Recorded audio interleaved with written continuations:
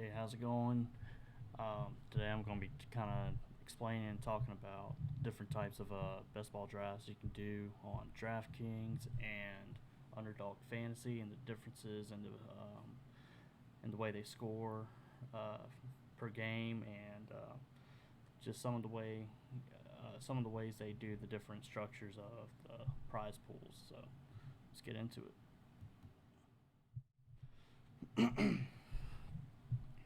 So I think the two best sites are DraftKings and Underdog Fantasy. They both have pretty good best ball tournaments um, for the NFL season. If you're not familiar with best ball, it's basically you do your drafts as you would your traditional fantasy football teams, but there's no setting lineups. There, you just draft your team, whoever's scoring the most for your quarterbacks, wide receivers, and running backs positions. You get uh, one running back, one quarterback, two running backs, and three wide receivers. Your flex, your tight end, and whoever fills those positions with the best scores, basically, that's who gets your final score for each week. The way the tournaments are set up, it's a 14 week regular season, and then if you finish in the top two places in those first 14 weeks, then you move on to the playoffs. Round two, which is week 15, round 3, 16, and the final is week 17, where that's where your large prize pool is for both tournaments. But there's slight differences between the two websites. DraftKings, if you're familiar with DraftKings, they do a lot of threshold bonuses for each player. I think one of the major bonuses is I know for the passers, that's if the passer makes over 300 yards passing, they get a slight point bonus. Running backs, I believe it's 100 yards, get a slight bonus there. 3 points, and receiving 3 points. Whereas underdog, you don't really have any of those point bonuses. It's pretty straightforward scoring. So it's really just consistency on that rather than rewarding spike games like you would see for Kansas City or Buffalo Bills in the past few seasons. Another big difference between the two contests and tournaments is that DraftKings, you get a 20-man roster versus Underdog, you get a 18-man roster. So you get a little bit more flexibility on DraftKings. You get the extra two players there, where you have a little bit more leeway in the case of injury. So that's kind of another thing to think about when you pick which website to go to for your best ball draft. The two biggest tournaments between the two, you got DraftKings, which is a 3.5 millionaire contest tournament, really, which is only a $5 entry fee. And then you got Underdog, which is the Best Ball Mania 3 tournament, which is a $25 entry fee. But because of those entry fees, there's a little bit of it's not really a little bit, it's a big difference in the way the prize pool is and how large and what your chances are of getting into those prize pools and make a little bit of money, or get some of your money back, rather. Let me see if I can pull up their prize pools things here. Yeah. So round one, you just got to come in first and second for DraftKings. There's no payout for basically winning or having runner-up position in the DraftKings tournament. Round two, if you simply just make it into round two, you basically profit $250 just from advancing. Then you got to come in first in round two in order to move on to round three, which is going to be pretty challenging. But if you do, get another $20 profit there from a $5 entry. Then if you make it into round 4, that's when you start seeing some big numbers there. Top prize, obviously, $1 million, and you get a entry into their Tournament of Champions tournament. And then if you just make it into the final round, you win $250. So it's a little bit more competitive as far as the prize pool goes for DraftKings, but you're not spending as much money to have your entries, and you can have up to 150 entries into that tournament. So if you got the money, you can take that many chances, which is not the case for me. BestBall Mania, the prize pool. See, it's kind of hard to determine whether or not it's actually bigger or not. To me, I feel like if you make it into round 3, for sure you'll see some of this money. Possibly round 2, but as you can see, the prize pool is a little bit higher, possibly a little wider. Not exactly sure, but if you come into the top 75,000, I mean, basically top 20%, just about. You make $10. To me, I would prefer DraftKings just because obviously the smaller entry fee, but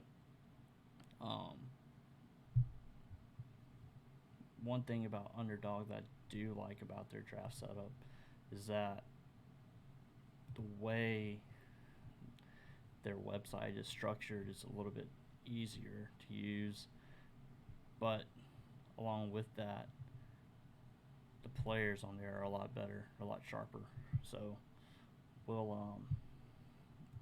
so keep that in mind when you pick which website to go through. A couple things that I like to keep in mind when doing any kind of fantasy draft, whether it's daily fantasy, best ball, or even traditional,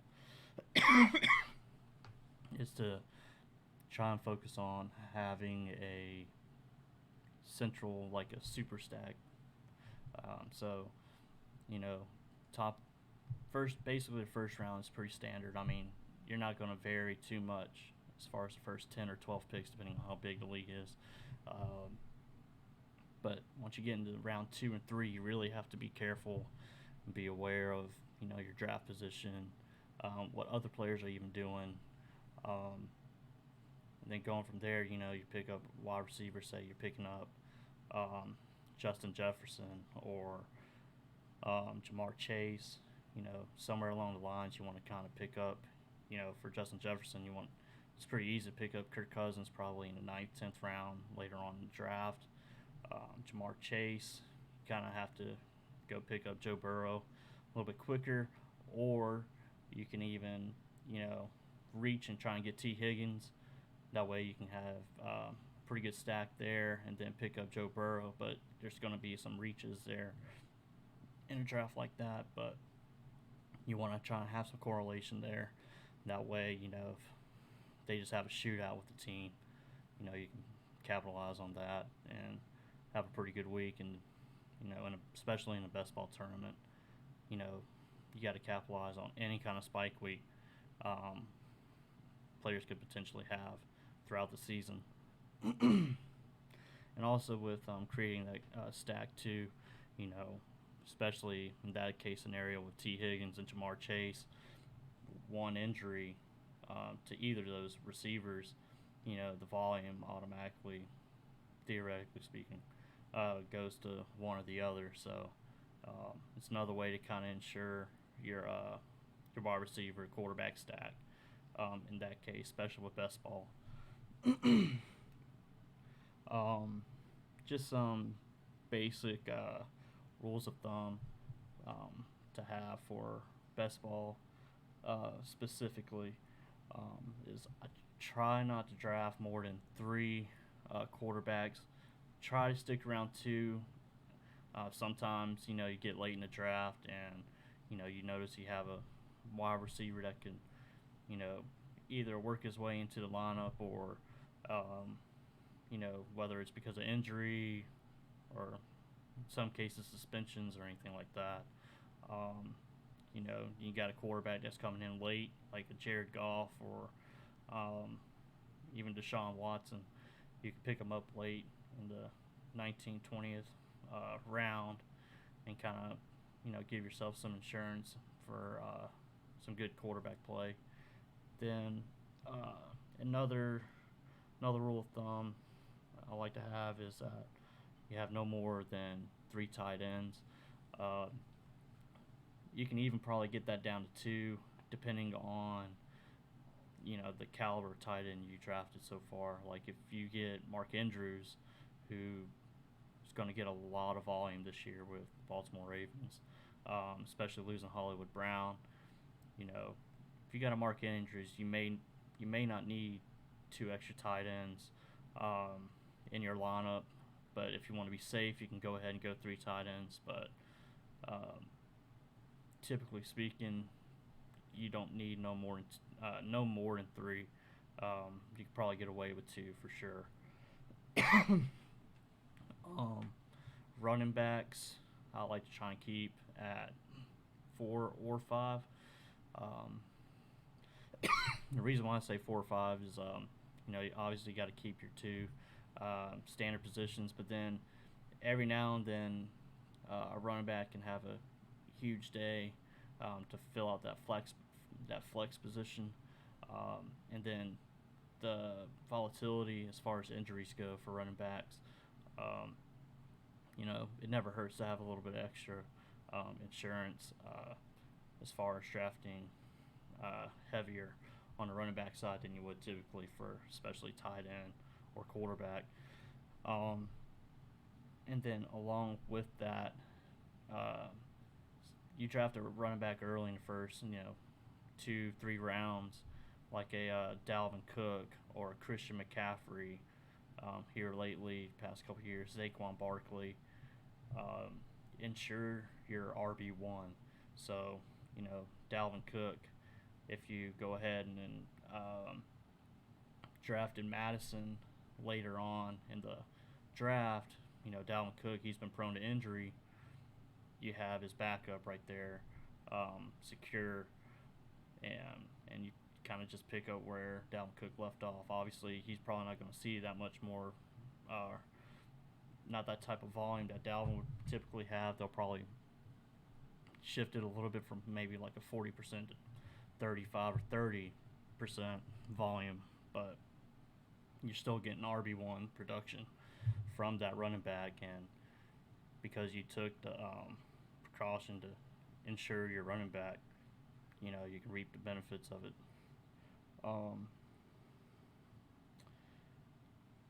Yep, I think that's basically a lot of the key points as far as a draft goes. So let's see. Trying to think if there's anything else I may have missed. Really, one of the biggest things is just be very aware of your draft position. Be aware of of other players and what they're doing. If players are really following ADP and are really focusing in on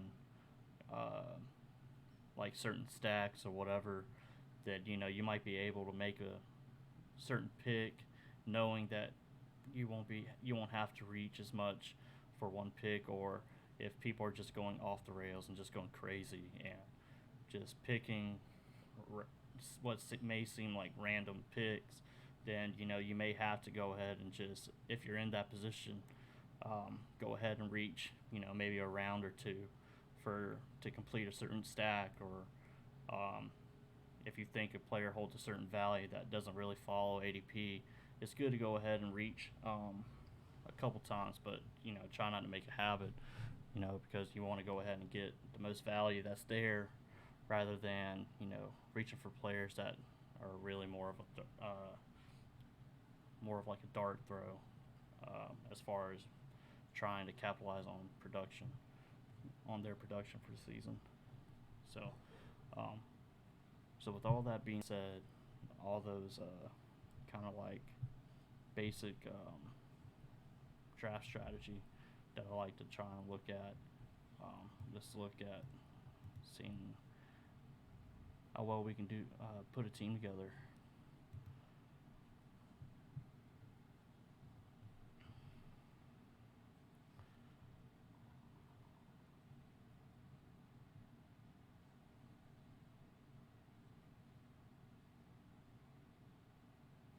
Wait, it's actually not even a best ball.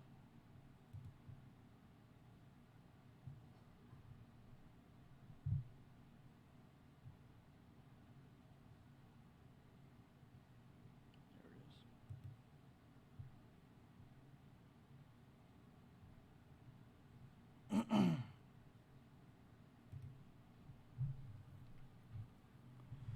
I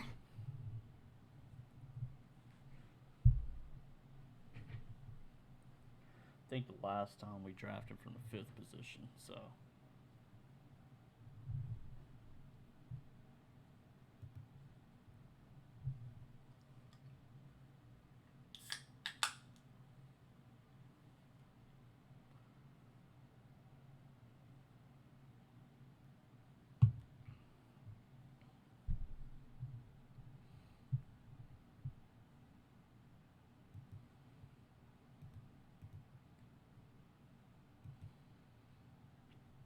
we got the fifth pick again. Last time I went Eckler, and I think I went for the Herbert stat, but for the sake of being different, let's try.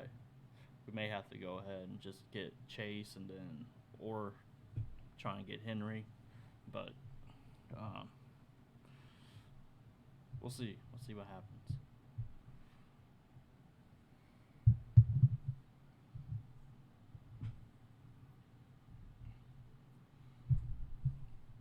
See if Jonathan Taylor goes one.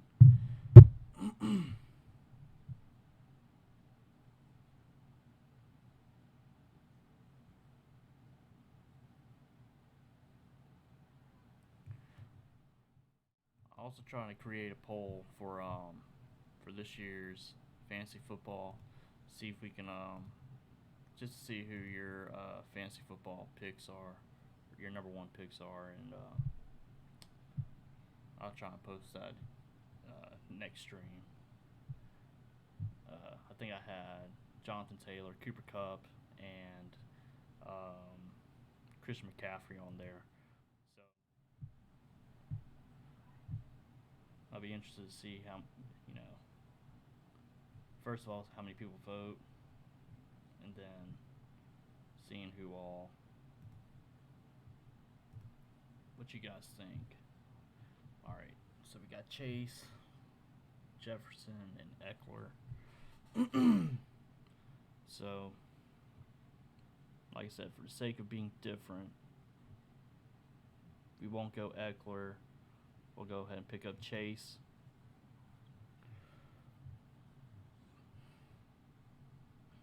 See what Higgins is sitting at.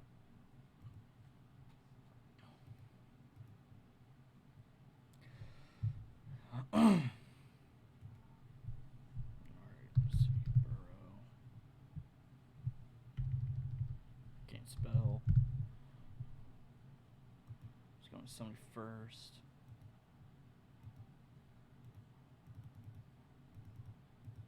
Let's see where I'm at around that pick. So I might have to reach for Higgins if he's there. If not, oh, hold up. All right.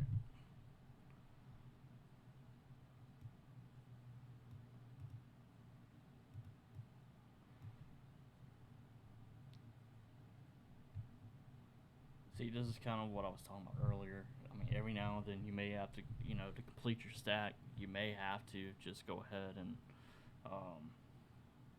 reach a little bit, which, at the 20th pick, Higgins, like I said, Let's see. All right, he wasn't participating in drills. Oh well. He'll be back. He'll be back by regular season. But sorry.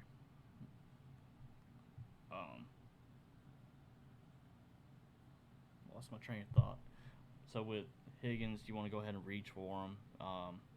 Not only to complete the stack, but to go ahead and kind of get some insurance on Jamar Chase in case there's an injury. So if he's there, which it looks like he will be, I feel okay going ahead and going after him.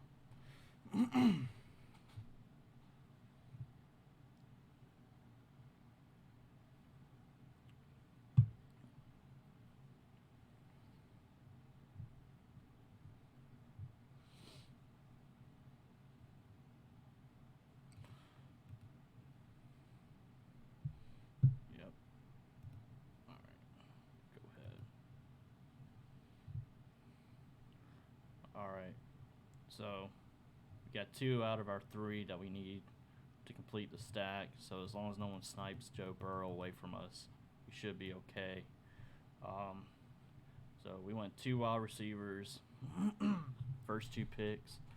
So we got to look at getting a running back. We're at the 29th pick.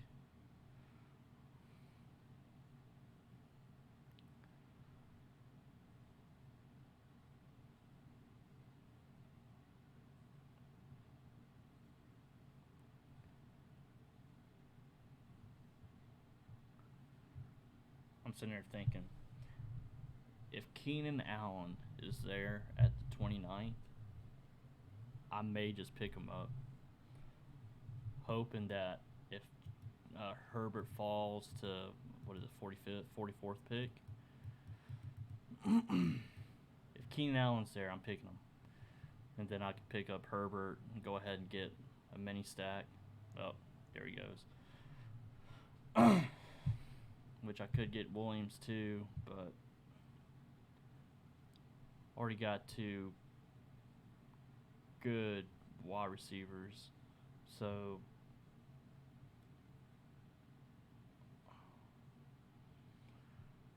I think I'm gonna just pick up Connor. That way I can get a good RB1. A solid RB1. And then for that 44th pick, kind of look. Might just go tight end and get Waller. I know they got Adams and Renfro, but I'm pretty sure I picked up Renfro in that last draft. So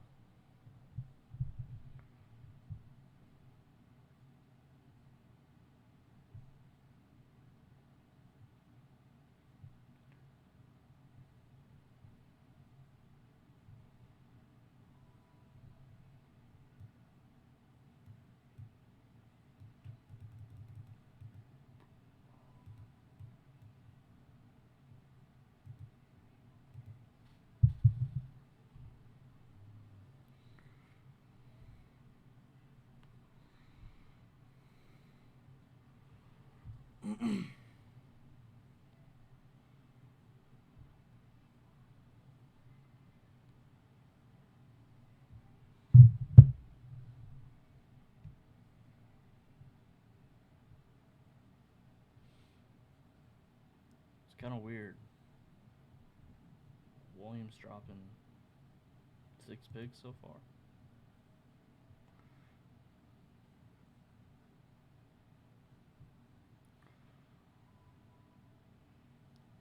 See, I would not be picking A.J. Brown. To me, not only is he splitting touches with Smith, it's hard to have faith in Hurts this year as a true,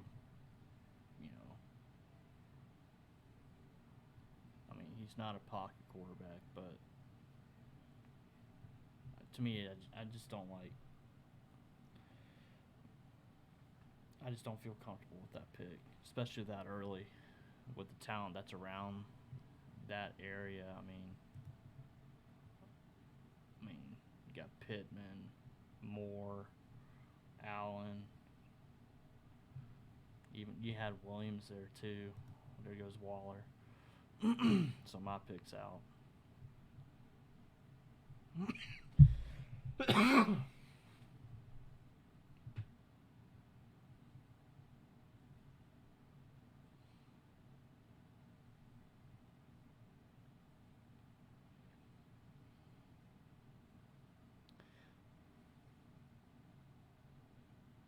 And another thing that I didn't mention earlier in the strategy, as far as best ball drafts go for DraftKings and Underdog, is to kind of look at your playoff weeks and see what the matchups look like.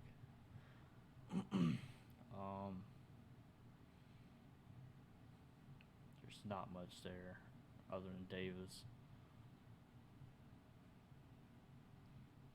I guess I'll just go Davis. If Diggs get hurt, Stephon Diggs gets hurt, then you got Davis as the new wide receiver 1. So go ahead and take that. Which he's a monster inside the red zone too. 53rd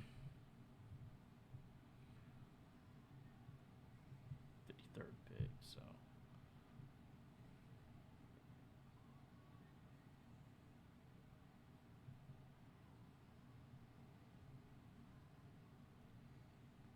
Yeah, going back to picking for that playoff,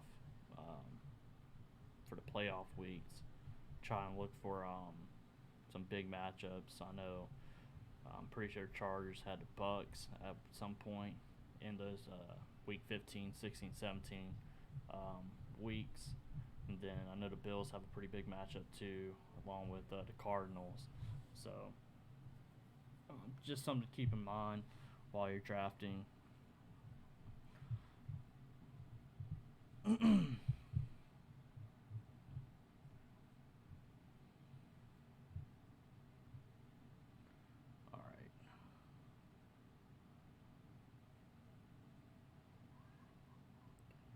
Let's see. I think I got Brown in the last draft. So, let's go Robinson. Being stuck in Chicago past couple years with, let's be frank, a rookie quarterback and then a subpar quarterback before that.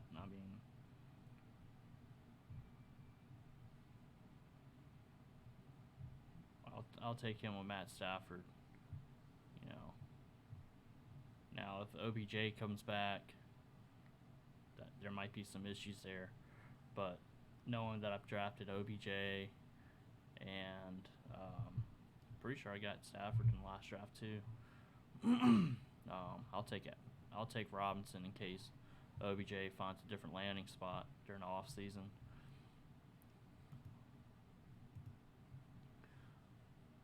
So let's look at NFL Week 17 slate. Let me see.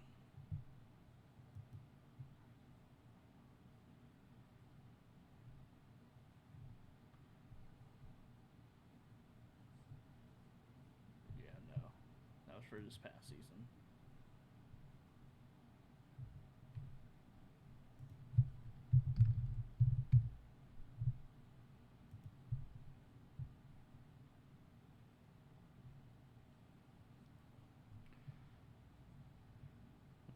So,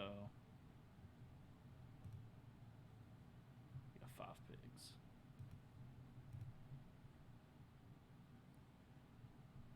So, your big matchups for Week 17, Chargers, Rams, Bengals, and Bills. So, that kind of lines up perfectly for what we're shooting for here. It's just a matter of if he makes it there or not. If not, we're done for, basically. But um,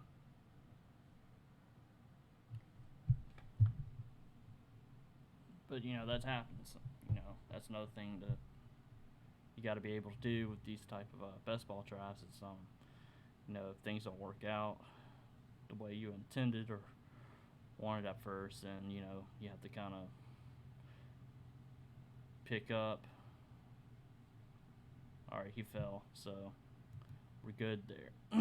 We're good. We made our completed our stack, but if he wasn't there, if he got sniped, last second, then I would probably say I would have picked up. Probably would have tried to pick up either Hurts, and then hope I would have gotten Goddard later on, and then or pick up Hurts, and then if Smith fell a little bit, and then go Goddard, or I could have got Gage, and then Tom Brady, trying to create that mini stack there. Then again, going back to Robinson, just to make sure that you're going to be able to capitalize on that pick with Robinson. You pick up Stafford and OBJ or Tyler Higbee. Kind of have like a stack with that team there with the Rams. Going back to what the schedule looks like. Let me see. See what 16 looks like. So this would be the semifinals of the playoffs. Ooh, good thing I picked up. Let's go tight end. Let's go Schultz. Haven't drafted tight end yet. It's good offense too. Okay, so 14 picks.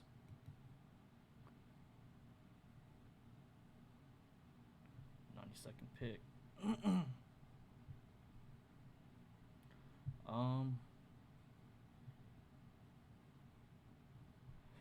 I know I got him last draft, but I wouldn't mind going Kareem Hunt again. For the same basic reasoning of, he's one play away from being an RB1, and he's already getting a share out of the backfield, being the primary pass catching running back. Especially for DraftKings, who's getting a full point PPR versus underdog who's a half point PPR. I like that pick at that position.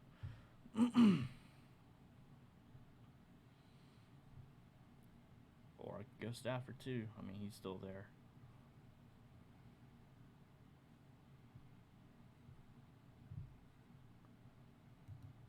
There's no way Prescott's going to drop all the way down.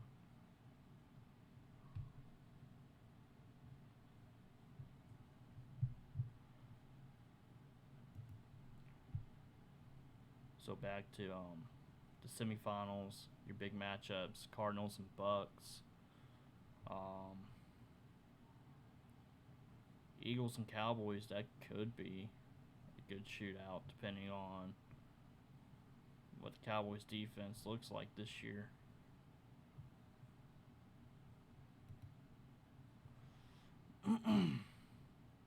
Prescott's still there. Could go Damian Harris too, though. Nope.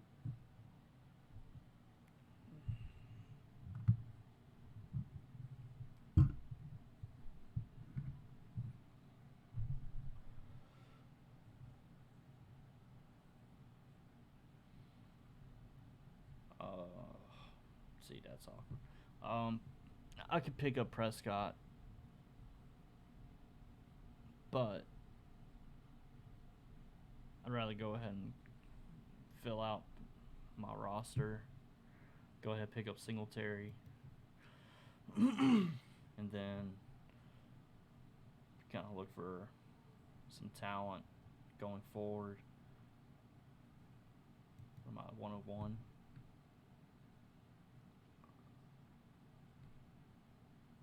Which Kareem Hunt may still be there too, so.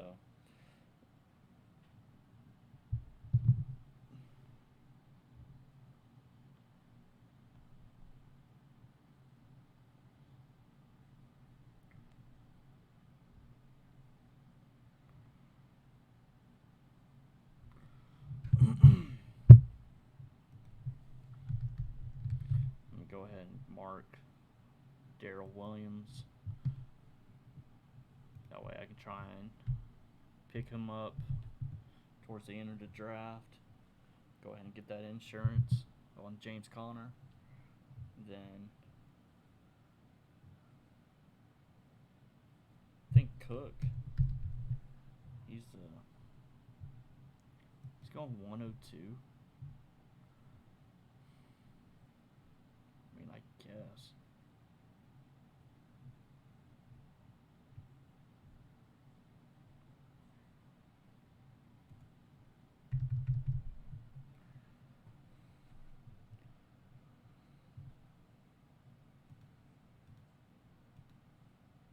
$116. So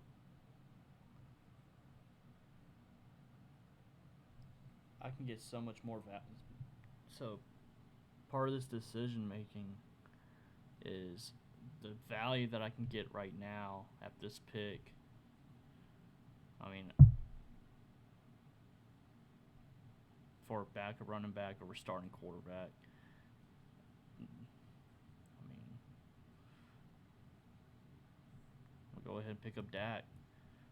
I mean, I've got Stafford last draft, so I'm gonna go ahead and pick up Dak on this one. But see, that's the kind of process you should have when doing a best ball draft is where players fall at certain positions.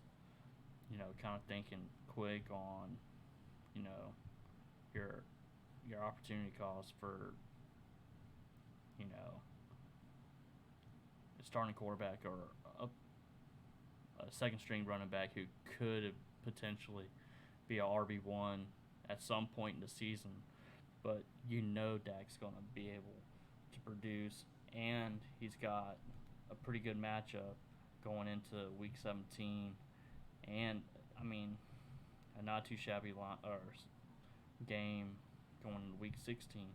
So that's you kind of weigh your options that way. Let's see what it looks like for 15 for him. Jaguars. I mean, that can go either way. They can either blow Jaguars out by 20 or Doug Peterson can get that offense going. But still, that Week 17 matchup, I mean,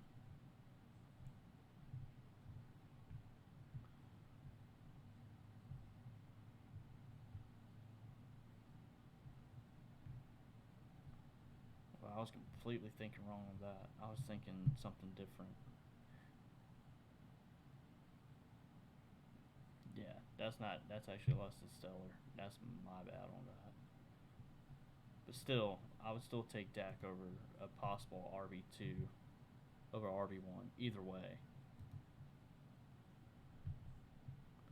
That's still not a comparable decision regardless of that Week 17 lineup.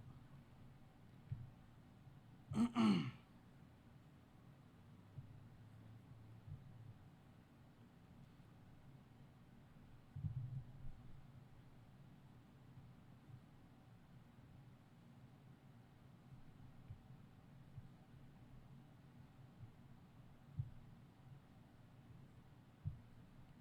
I've got one tight end.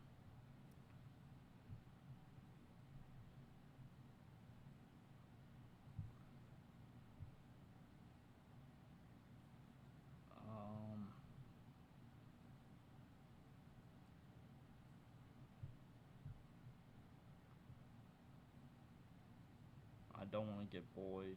I don't want Claypool. I'll get Gesicki. I know I drafted him last draft, but he's so versatile. I mean, he can line up in a pro set and out wide in slot, or I say out wide, but he can line up in the slot too. I mean, he's just that type of athlete.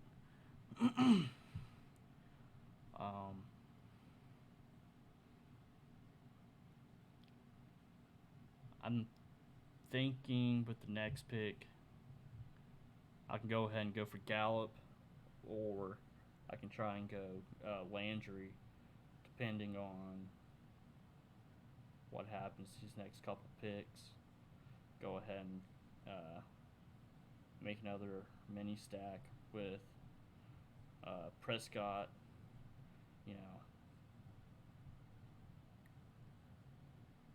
Let's see what the Cowboys' schedule looks like towards the second half of the season, because Gallup, he's going to miss time. He's going to miss time in the beginning of the season. We just don't know how much. I can't believe I'm looking up the Cowboys' schedule right now. What has my life come to? Alright, so he did fall.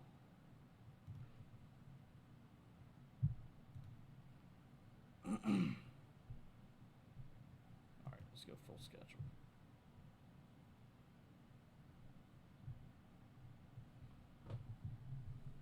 Alright, so let's say after week 7, or their bye week's week 9. So after the bye week, they had the Packers, Vikings, Texans, Colts, Giants, Colts, Texans, and then we get into the playoffs. So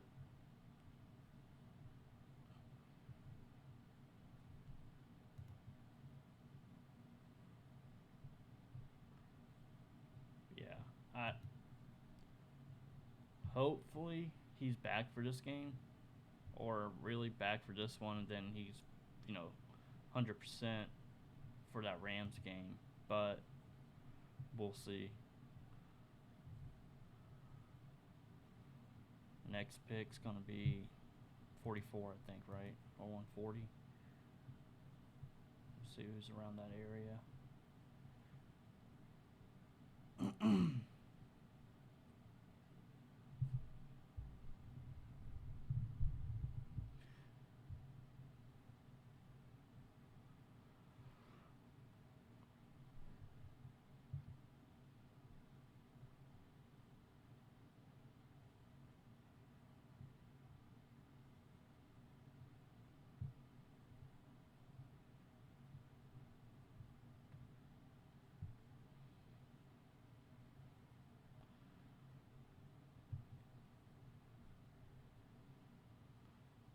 Still got 5 picks.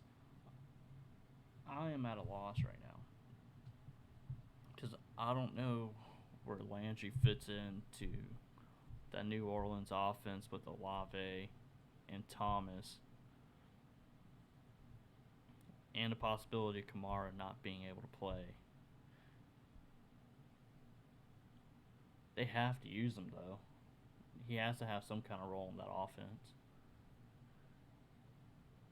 I mean, you're not just going to not use that talent there.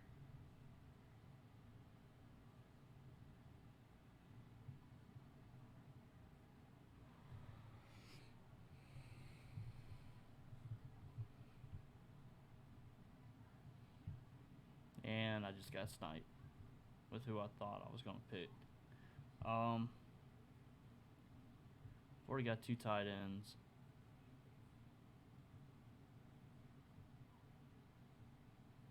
I saw some footage on social media of Dotson making a pretty nice catch. And there's really no top dog in that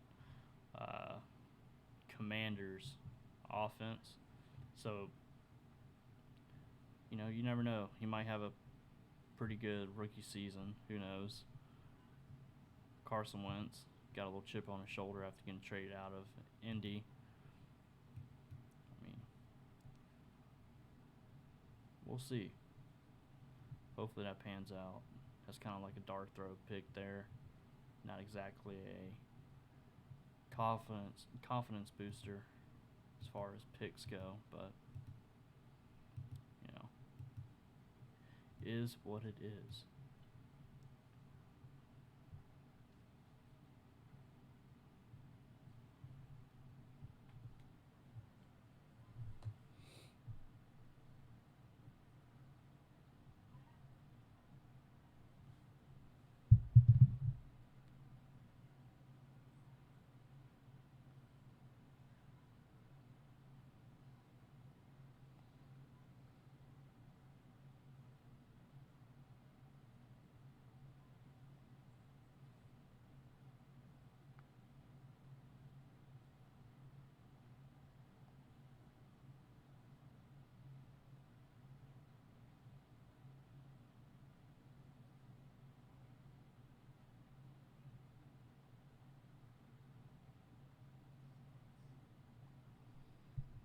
All right. Up next. I mean, you got Jacoby Myers there. It's basically going to be the number one pass catcher for the offense, other than Hunter Henry, right? Then again, you got Van Jefferson there. I'll take the upside of Jefferson, along with knowing that I got Robinson there too.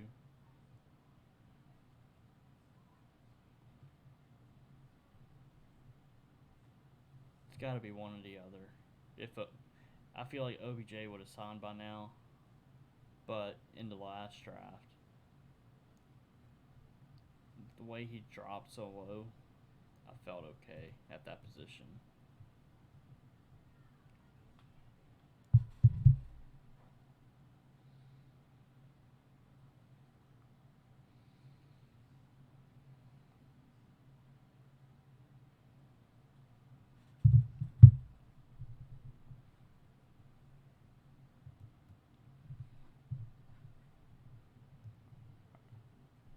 Our next pick's the 64th, so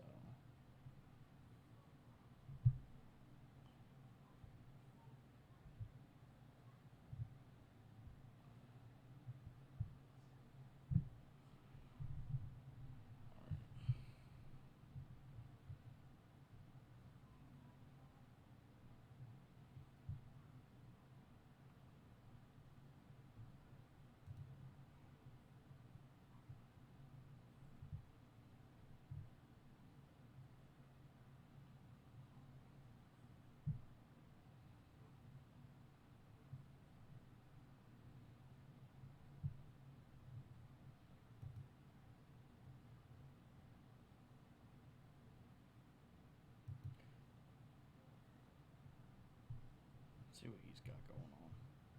Stafford.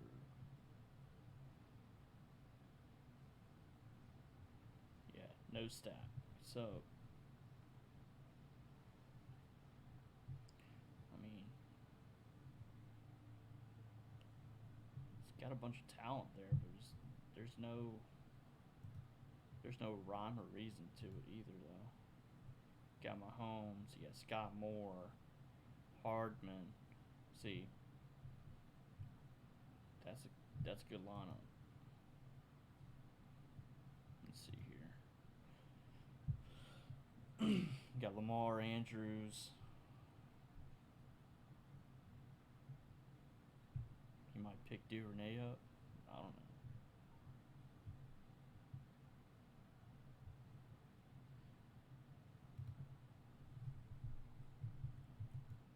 You want to have some kind of correlation somewhere in your lineup, even if it's just a single stack, preferably to double stack. But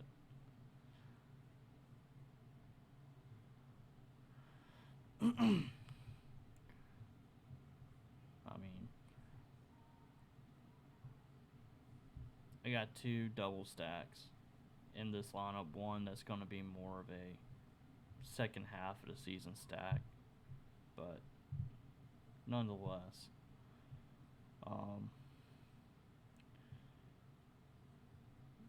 let's go Chark. He was productive in Jacksonville. He was productive in Jacksonville, and they got some good stuff going on in Detroit this year. That's a phrase you haven't heard in probably 20 years, but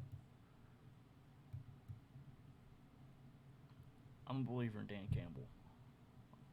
Like, he's got that locker room ready to run through a brick wall, basically.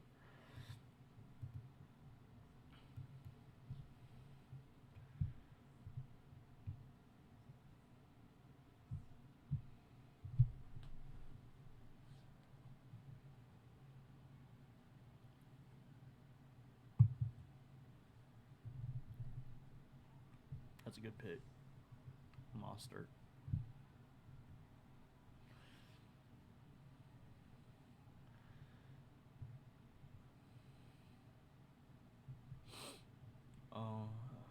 Okay. So we're at 173rd.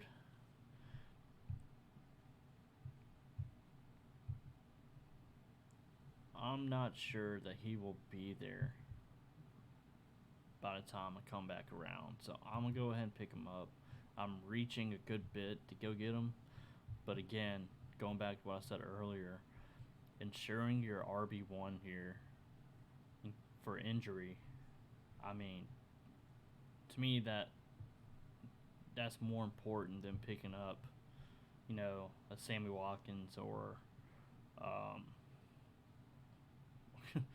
really that's the only one I would really look at other than Higbee or maybe even Brate. But I mean, I'm pretty good at tight end right now with Schultz and Gesicki.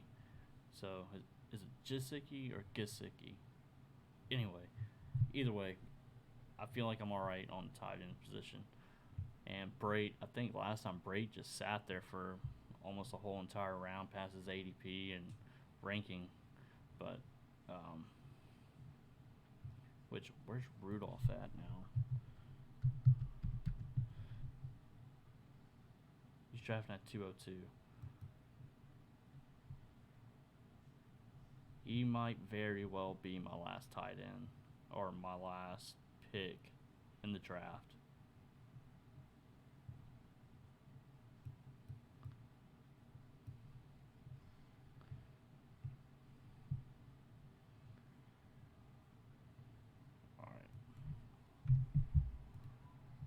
All right. I think we need to go. Definitely need to go running back again.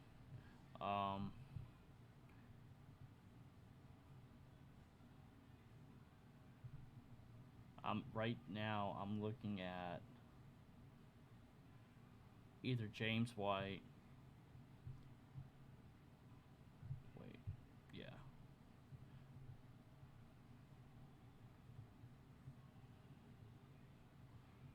I can go Ingram just in case Kamara gets suspended.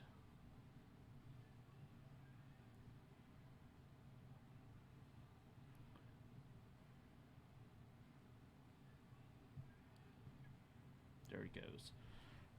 Getting sniped. As soon as I say these guys' names, I'm getting sniped.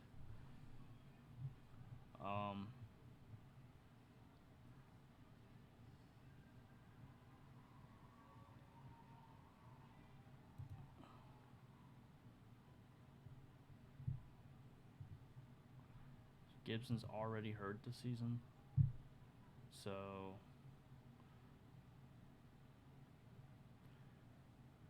I'm going to go Robinson just because I'm already set for tight end and wide receiver. So I'll get one more running back. And if Rudolph is there by the time I come back around pick 200, wherever that is,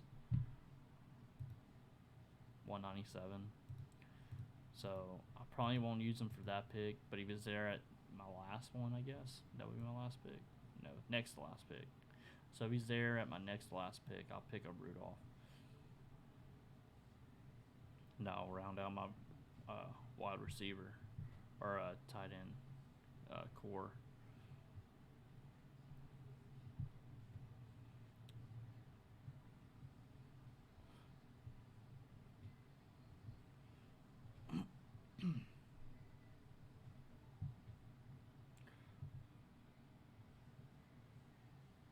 All right.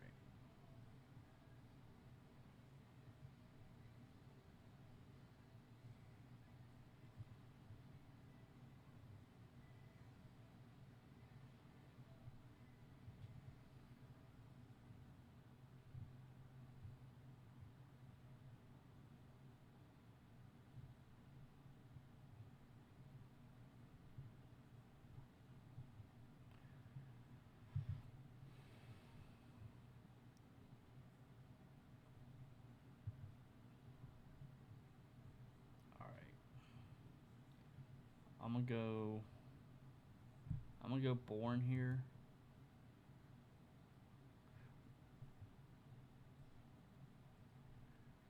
You know, I passed up on Jacoby Myers. Passed up on Myers, but then Bourne. Was it him last year that couldn't score a touchdown to save his life? Yeah. Or no. I might be thinking wrong. No. Alright. Let's look at his fantasy production last year. I mean, double digit fantasy production.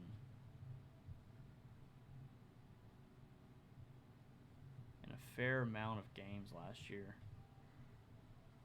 With Mac Jones as a rookie.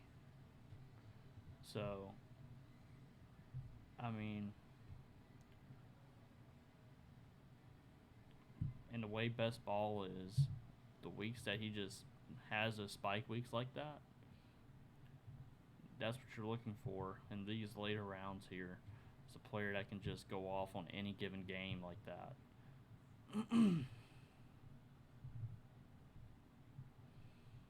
All right, I think we said we would go Rudolph if he falls around this pick.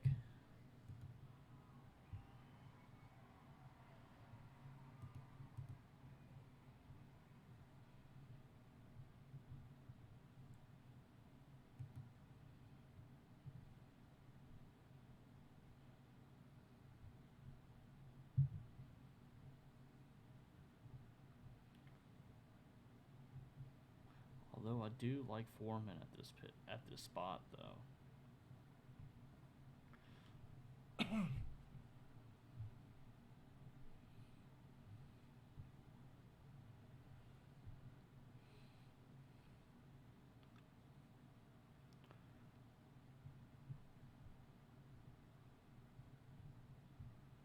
Here's the thing. I don't think anybody's going to be looking for Rudolph.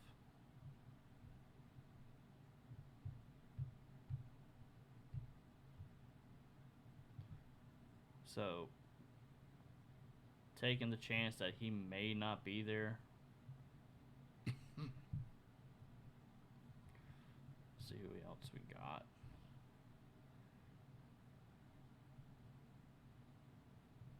Alright. Just because it's so thin, I'm going to go ahead and pick up Rudolph. But I'm almost willing to bet he would have been there still by the time we came back around.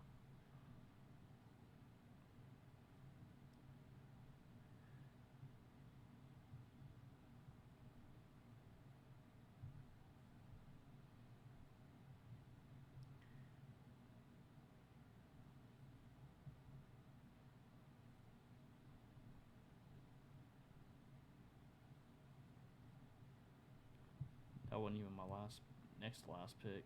Wow, I messed that up. Alright. That's fine. I'll still pick up for him if he's still there. If not, then...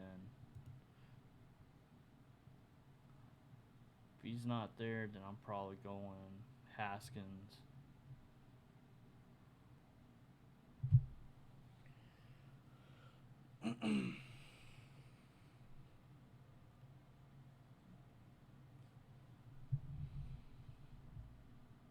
All right. So Foreman actually fell. We got one more pick.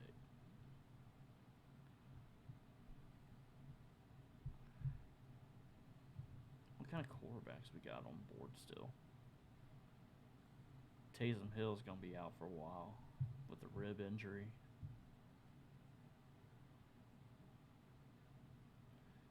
Geno Smith's winning the quarterback competition right now in Seattle, assuming Jimmy G doesn't go there.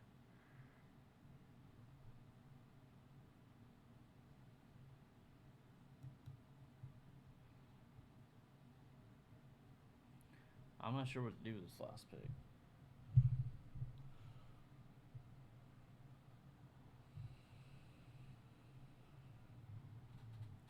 I think I went Barrios. For my last pick last time. But not sure if I want to do that again.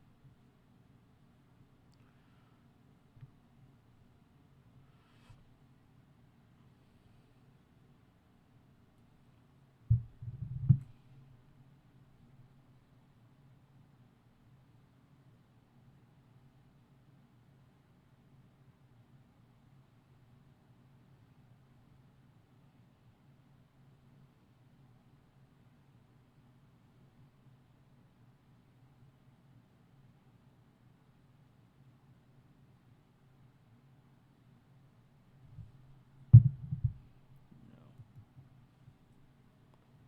Okay. So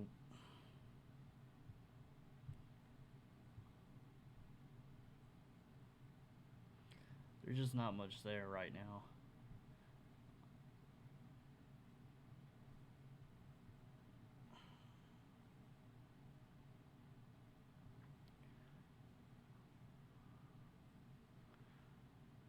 I mean, I'll probably go Haskins. I'll be heavy on running backs, but I think that'll be okay.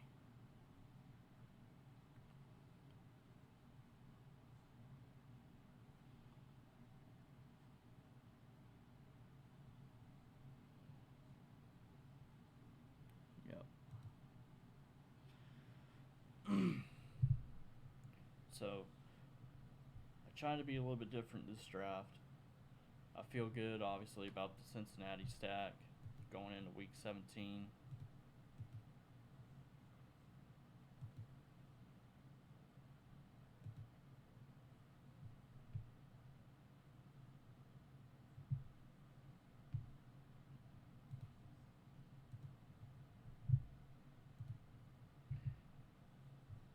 Yeah. So, yeah, going into Week 17, they have, just in case there's any kind of injuries or anything like that, playing against the Bengals at Bengal Stadium on a Monday night, so they have an extra day of rest.